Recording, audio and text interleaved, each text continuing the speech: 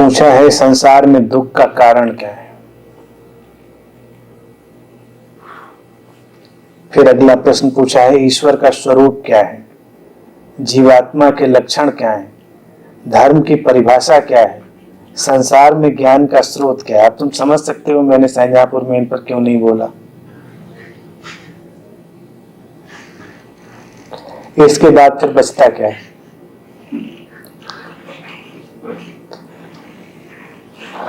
तो यात्रा चलती रहनी चाहिए। इतने ज्यादा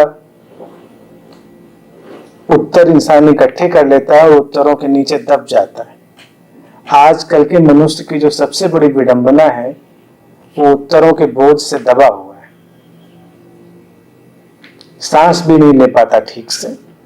तो थोड़ा हल्के फुल्के रहें, जीवन प्रतिक्षण तुम्हें उत्तर दे रहा है और जो प्रश्न हृदय से उठते हैं वही तुम्हारे लिए कारगर होते हैं। जो प्रश्न दार्शनिक हैं वो जीवन में कोई रोशनी लेकर नहीं आते। दुख का कारण तब पूछो जब दुखी हो जाओ, पहले दुखी हो। बिना दुखी हुए तुम दुख का कारण नहीं पूछ सकते, क्योंकि दुख का तुम्हें अनुभव ही नहीं। तो तुम्हें पहले दुखी होना पड़ेगा। जब तुम दुख को अनुभव करोगे तब प्रश्न उठेगा कि दुख क्या है, कहां से आता है, इसका क्या कारण है। तो बड़ा प्रामाणिक प्रश्न होगा।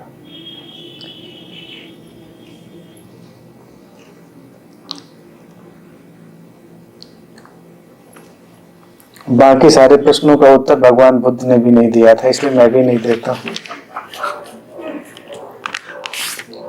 ईश्वर क्या है और संसार में ज्ञान का स्रोत क्या है, धर्म की परिभाषा क्या है, जीवात्मा के लिए उन्हीं 12 प्रश्नों में है जिनको उन्होंने प्रतिबंधित कर रखा था।